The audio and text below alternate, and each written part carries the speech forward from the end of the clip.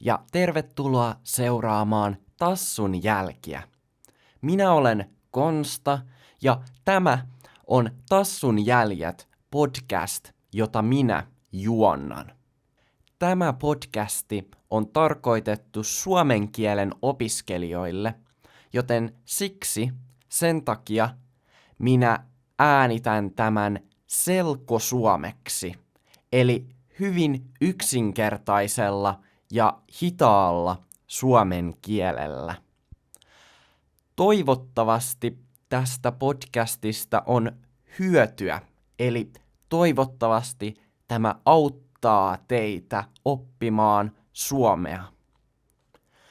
Vaikka minä puhun hyvin hitaasti, niin se vaatii yllättävän edistyksellistä kielitaitoa, että pysyy perässä, eli ymmärtää suurimman osan puhutusta puheesta.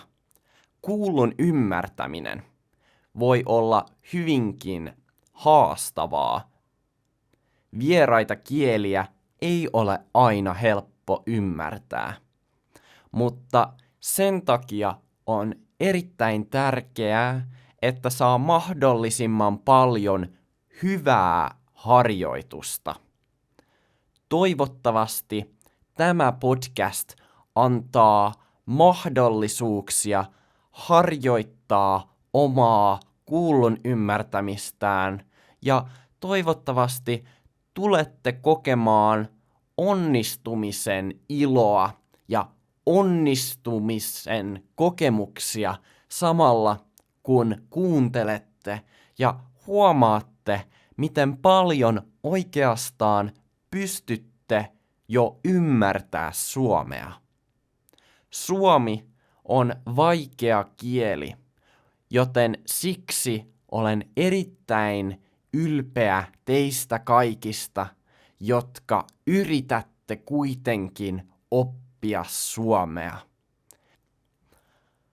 Aion pitää nämä jaksot varsin lyhyinä, alle 10 minuutin mittaisina, jotta niitä on mukava kuunnella esimerkiksi aamulla tehdessä aamuaskareita silloin, kun ei ole välttämättä niin paljon aikaa istahtaa alas ja keskittyä pidemmäksi aikaa opiskelemaan suomea.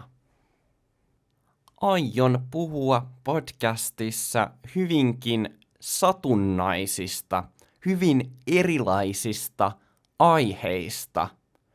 Todennäköisesti aiheet tulevat sivuamaan suomen kulttuuria ja suomen kielen oppimista. Eli aiheet liittyvät suomen kielen oppimiseen ja suomen kulttuuriin.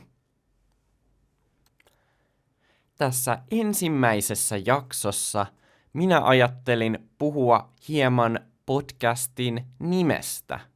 Mitä se tarkoittaa ja miksi podcastin nimi on Tassun jäljet? Miksi se valikoitui podcastin nimeksi? Miksi minä valitsin Tassun jäljet nimeksi, joka kuvaisi tätä podcastia?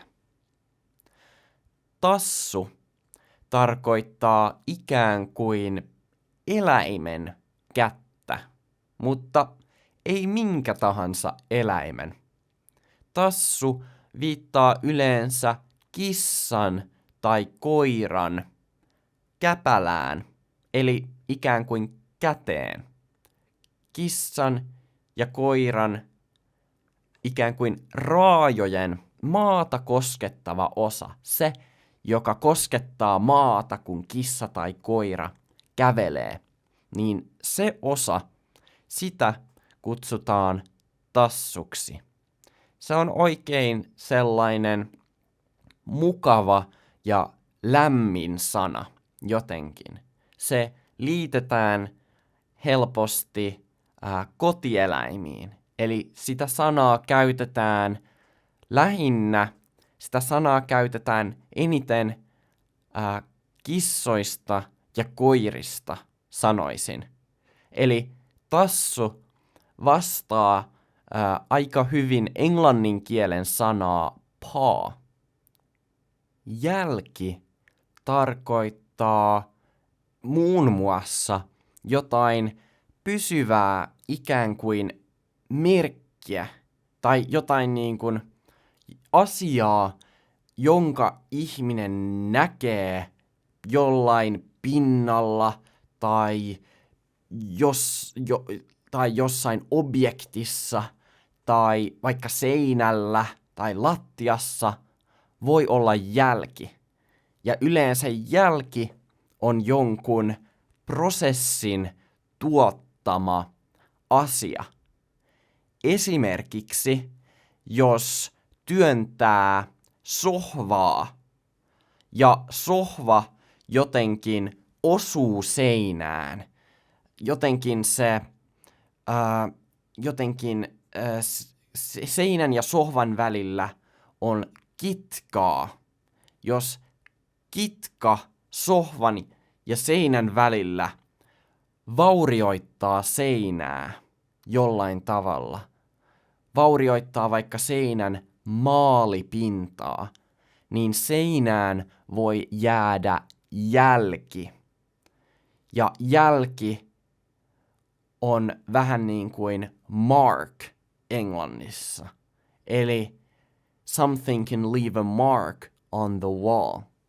Eli seinään voi jonkun ikään kuin prosessin seurauksena jäädä jokin asia, joka on pidemmän aikaa seinässä ja muistuttaa siitä prosessista, mikä sen siihen aiheutti. Eli esimerkiksi, jos sohvan siirtäminen jättää seinään jäljen,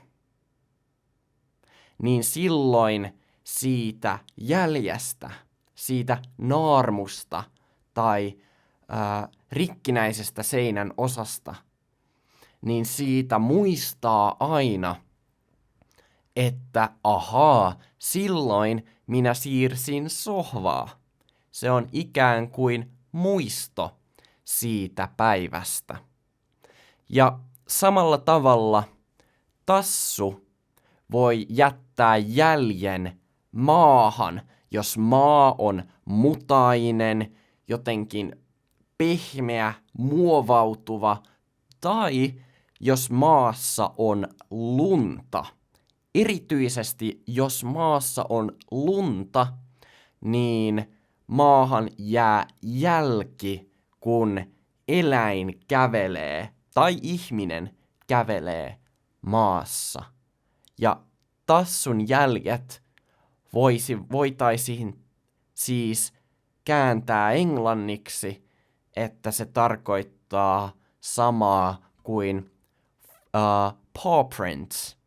Tai jos se on ihminen, niin footprints. Tietysti tassun jälki viittaa eläimeen luonnossa. No, miksi sitten podcastin nimi on Tassun jäljet? No, minä tykkään eläimistä, joten minä tykkään ajatella olevani susi, joka kävelee talvisessa metsässä ja jättää metsään tassun jälkiä.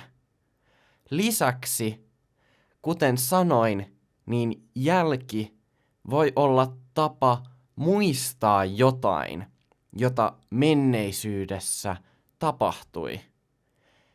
Eli minä toivon, että nämä jaksot ikään kuin jättävät jälkiä teidän muistoihin.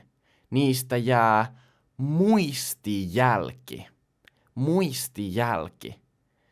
Ja sitten kun te yritätte puhua suomea, niin ehkä teillä muistuu mieleen jotain, mitä te olette kuulleet tässä podcastissa, ja te tajuatte, että ahaa, minä voin ilmaista asian noin. Minä voin käyttää tuota verbiä, tuota substantiivia.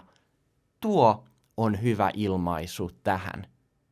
Minä toivon, että teille jää käteen paljon näistä jaksoista. Niin minä toivon.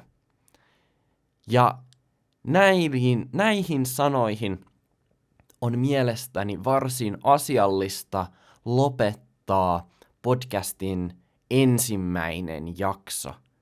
Kiitos kaikille kuuntelijoille ja nähdään ensi jaksossa. Moikka!